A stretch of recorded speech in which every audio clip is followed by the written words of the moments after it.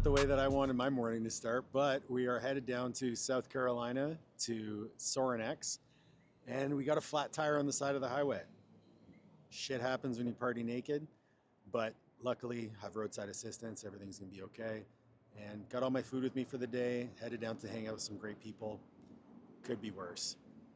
If you're new to the channel, my name is Paul Oneid, head coach, Master Athletic Performance, and lead educator at Coaches Corner University. We're gonna head down and just be surrounded by coaches getting after it all weekend. We get some interviews with some of them, learn a little bit more about what makes them special, take in the vibes, get some training sessions in, and have some fun. So we'll catch you there. My Uber's about to get here. I'm just trying so hard to be positive when I just want to slam everything into the ground. But, you know, adapt, overcome, and remind myself that it's my job to go out and hang out with cool people. So I'm just gonna go do my job.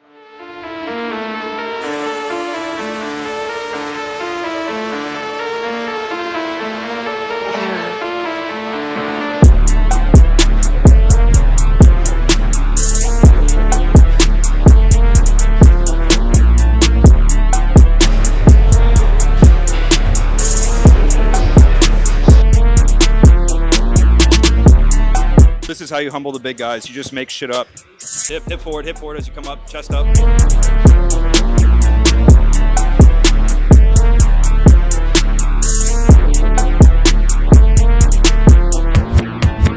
So, yesterday was a bit of a clusterfuck with the car and making sure I wasn't stranded here for a few days. First day at Summer Strong was awesome.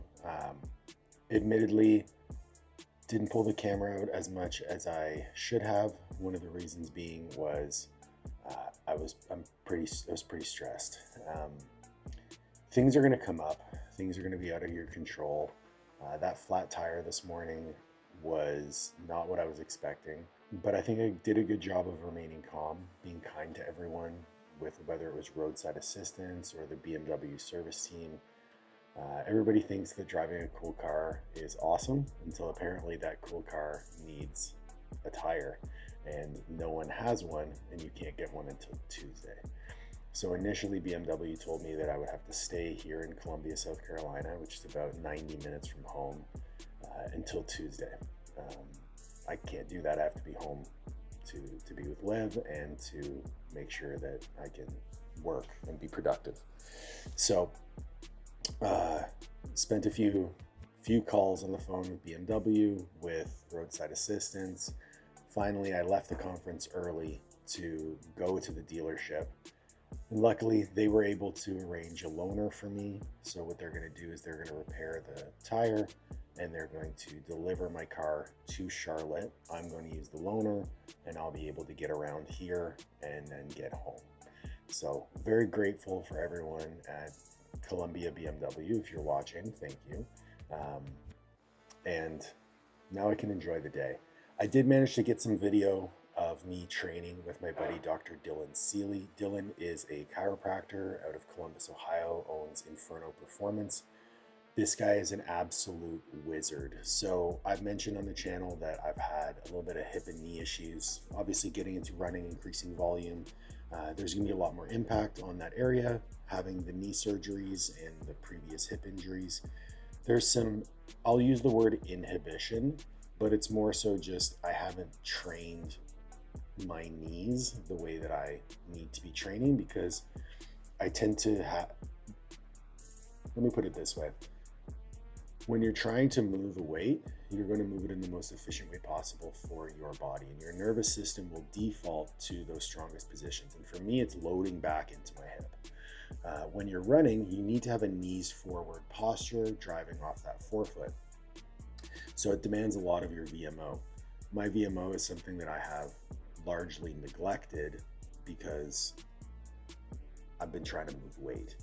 Now, bodybuilding did help with that, and that's one of the reasons bodybuilding was so profoundly impactful on my knee health and kept my knees feeling great, was that a lot of the movements do bias that VMO and allow me to really control myself through space. But now that I'm trying to move through space, I need that VMO back. So he was cueing me on the B-stance RDL, driving my knee forward, being heavy on my forefoot, sitting down into my hip versus back into my hip. That was incredibly humbling. We did some overhead pressing on the cat, and then we did some split squats on the cat, which were amazing, teaching me to drive my knee forward and then down, trying to stack my hamstring onto my calf. I have never felt my VMO fire that way. I definitely think that this will unlock something profound in my training as I bring it home. And it's just a reminder that I have a lot of great people in my life and people who are experts in areas that I'm not, and I need to be relying on them. Need to be asking more questions, and in the same way that people rely on me and ask me questions, I should feel confident to rely on them and ask them questions too. So today, everything starts at 8. It is 5:30. I've been up for about an hour getting some client work done, and then I'm going to go for a run, probably 4.5 miles-ish. I was supposed to do a 45-minute run yesterday. I did 35. Today's a 30-minute run, so I'm just going to equate the total time between the two runs, between the 2 days, so about 40 minutes. And if I get, 4.5 miles, 4 miles, something like that, I'll be good. And hopefully this inspires you guys to get out and get some shit done. Catch you in a bit.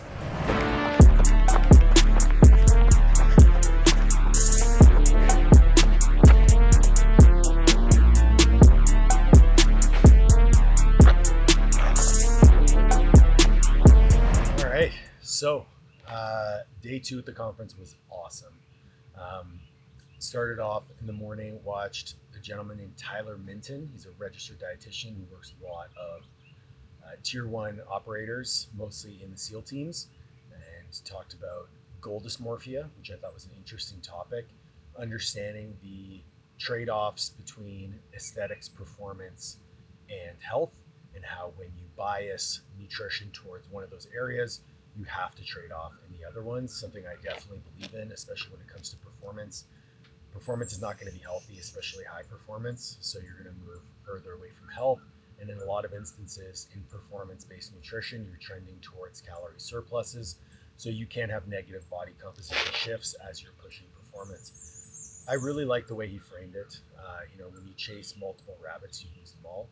And then the other talk that I went to yesterday was Dan Pfaff. Dan Pfaff is a legendary track and field coach, spoke a lot about different landmarks when assessing movement, also talked about kinematics and kinetics, so both the positions that you're in and the amount of force that translates through the body. He talked about assessment and injury prevention, looking at trends over time, which is something that honestly I believe in as well, but the way that he framed it was really, really interesting. I'll potentially make a video about my sort of approach to that. I decided to not take the camera out yesterday, aside from filming, surroundings, things like that. One thing that you need to do when you are in person is be fully present. And I felt that because I had the stress of the car situation on Friday, I didn't feel like I was fully present and engaged in my interactions. So I wanted to make up for that on Saturday. As soon as I started talking to people, I felt more in the moment. John Heck and I had a phenomenal conversation just about life and marriage. Dylan and I spoke about his newborn daughter, who unfortunately has had some health complications. And so just had some really meaningful conversations that I wanted to be engaged in. And I find, again, like I mentioned in my past video, pulling out the camera pulls me away from that. But my experience at Sorinex was fantastic. I'm about 45 minutes from home now. We're at Crowder's Mountain. Found a trail that kind of mimics. Actually, I don't know if I mentioned it on the channel, but I registered for a 30-kilometer trail race in California in July, so I'll be training for that. I'm going to do 10 miles today on a trail that somewhat mimics that trail run. So gradual uphill on gravel as opposed to more technical foresty trails that we have around here. So I'm going to go do that now, get home, and kind of debrief from the weekend, get some work done.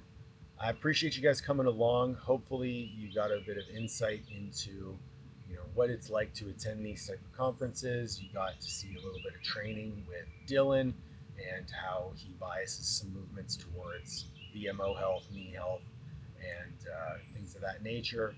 And then a little bit of behind the scenes of what Sorinex does.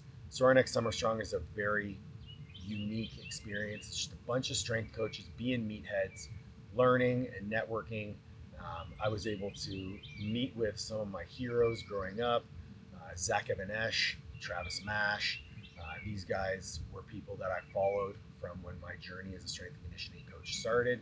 Now I consider them peers, and hopefully I can contribute to them in some meaningful way that they contributed to me. Yesterday I was able to teach even-esh about AI, which is pretty cool. So if you like the content, please make sure to like, share, subscribe, ring the bell for notifications. We'll catch you on the next one. We'll see you later.